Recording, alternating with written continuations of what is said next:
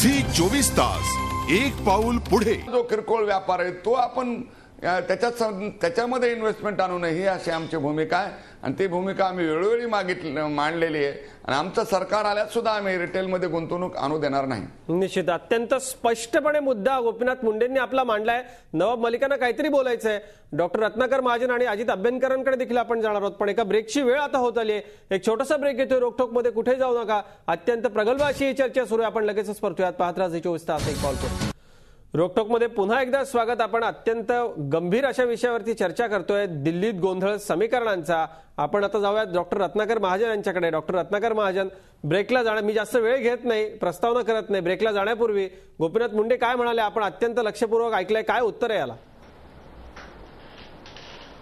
एक तर असं आहे की आपण आत्ताच्या विषयांची चर्चा करत असताना कोण कुठं कुठं जाऊन इथपर्यंत आलं याची चर्चा जर करायची असेल तर आपल्याच घराला चूड लावायला निघालेले पुन्हा त्याच घरात जाऊन दडून कसे बसले याची सुद्धा चर्चा करावी लागेल.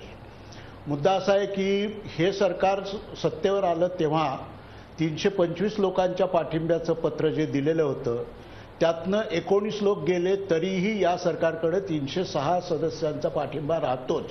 त्यामुळं मुळामध्ये हे सरकार अल्पमतात आलेलं आहे हे गृहीतच चुकीचं आहे, हे आधी लक्षात घेतलं पाहिजे. नंबर 2, अल्पमतातली सरकारं सुद्धा या देशात आणि जगातल्या इतर देशात राहिलेली आहेत. त्यामुळं आता उरलेल्या 1-1.5 वर्षाच्या काळामध्ये अल्पमतातलं सरकार राहणारच नाही असं मानण्याची काही आवश्यकता नाही.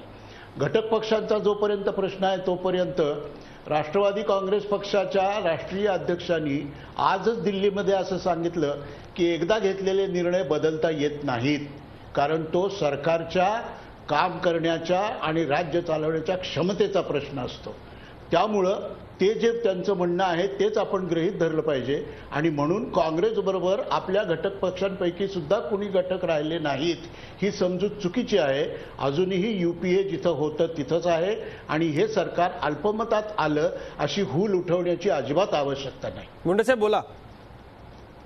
बघा, हे मला रत्नाकर महाजनांचा आधार आहे पण त्यांचा होमवर्क कमी पडते. अहो, याच पंतप्रधानांनी FDIचा निर्णय घेतला होता. मी माघार घेणार नाही अशी भूमिका घेतली होती, पण हिंदुस्थानच्या पार्लमेंटमध्ये विरोध झाला तेव्हा त्यांनी सांगितलं की हा निर्णय मी स्थगित करतो आहे आणि त्यांनी हे सांगितलं की मी सर्व पक्षांना आणि मुख्यमंत्र्यांना विश्वासात घेऊन करीन. हे गेल्या पार्लमेंटमध्ये झालं.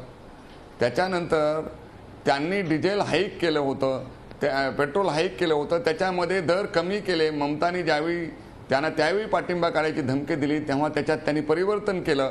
दुसरं म्हणजे रेल्वे बजेटमध्ये रेल्वेच्या दरामध्ये वाढ केली होती, ती दरवाढ परत घ्यायला लावली. मंत्री बदलला गेला आणि रेल्वेच्या दर सुद्धा वापस घेण्यात आले. त्यामुळं केंद्र सरकारने घेतलेले निर्णय बदलता येत नसतात हा जो सिद्धांत त्यांनी मांडलाय तो ह्याच सरकारने मोडीत काढलेला हे आपण डोळ्यांनी पाहिलंय. त्यामुळं खरोखर त्यांनी हा निर्णय करण्याला काय निर्णय करावेत सरकारचं बहुमत आहे त्यांना करता येतील, पण स्वतःच्या मित्रपक्षाला तरी विश्वासात घ्यायला पाहिजे होतं ना. समजा डिझेलच्या बाबतीत NCPची नाराजी आहे, सगळ्या त्यांच्या पक्षाची नाराजी, त्यांना विश्वासात घ्यायला हवं होतं.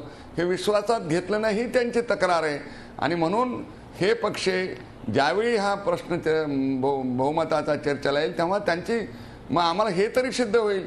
हे मंत्रिमंडळात वेगळं बोलतात, पार्लमेंटमध्ये वेगळं बोलतात आणि जनतेत जाऊन वेगळंच बोलतात. म्हणजे हे पक्षांचं सरकारला पाठिंबा आहे का विरोध आहे ह्यांचं खरं स्वरूप सुद्धा लोकांच्या समोर येईल, त्यांच्या मित्र पक्षांचं सुद्धा. त्यामुळे सरकारमध्ये बसून निश्चित आपण नवाब मलिक स्वतः मुंडे साहेब आपल्या सोबत आहेत.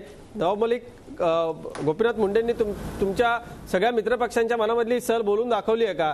विश्वासात घेतलं जात नाही. ममता दिदी म्हणतात माझे फोनही टॅप होत आहेत. तिकडे राष्ट्रवादीने देखील नाराजी व्यक्त केली आहे. काय नेमकं आहे या सगळ्या पाठीमागे? नाही, फोन टॅप होत आहे त्याचा खुलासा सुशील कुमार शिंदे साहेबांनी केलेला आहे. या विश्वासात घेण्याबाबत म्हणजे समन्वयाचा अभाव आहे असं पवार साहेबांनी अगोदरच हा मुद्दा उपस्थित केला होता की कुठेतरी समन्वय समिती निर्माण करून त्याच्यात चर्चा करून जे मोठे निर्णय ते घेतले पाहिजे अशी सूचना पवार साहेबांनी दिली होती. पवार साहेब एक मतभर नेता आहे. ते बोलत असताना कुठेही सरकार अडचणीत येतील असे कधी ते बोलत नाही. पण पक्षाची काही भूमिका असतील तर पक्ष समोर ठेवणं ही आमची पण जबाबदारी आहे. मुंडे साहेब एक अभ्यासू नेते आहे मी बोलू इच्छितो FDI बाबत जे सर्व भारतभर गैरसमज निर्माण होत आहे ते FDIचा निर्णय घेत असताना त्याच्यात कॅप लावण्यात आलेली, म्हणजे 10 लाख लोकसंख्येची जे शहरं असतील त्यालाच ही FDIची दुकानं उघडण्याची परवानगी राहणार आहे. म्हणजे या महाराष्ट्रामध्ये 5 शहरं होऊ शकत आहे, देशात 100 शहरं होऊ शकत आहे. एकंदरीत 120 कोटी लोकसंख्येची जे शहर देश आहे त्याच्यात 10-12 कोटी लोकांना हे फायदा मिळू शकते. त्याच्यात 100% बिझनेस त्यांना भेटणार नाही. जे एक भ्रम निर्माण होते की संपूर्ण व्यापारी वर्ग नष्ट होणार आहे, म्हणजे कुठेतरी हा चुकीचा प्रचार या देशामध्ये चाललेला आहे. ते पण स्पष्ट झाला पाहिजे असं आमचं एकंदरीत मत आहे. आजच्या घडीला जे लोक सरकारला यांनी पाठिंबा, एकंदरीत सरकारमध्ये असलेली जी लोक आहे, बाहेरून पाठिंबा दिलेला आहे, त्यांची संख्या 19 जरी गेले ते 300. झी 24 तास एक पाऊल पुढे.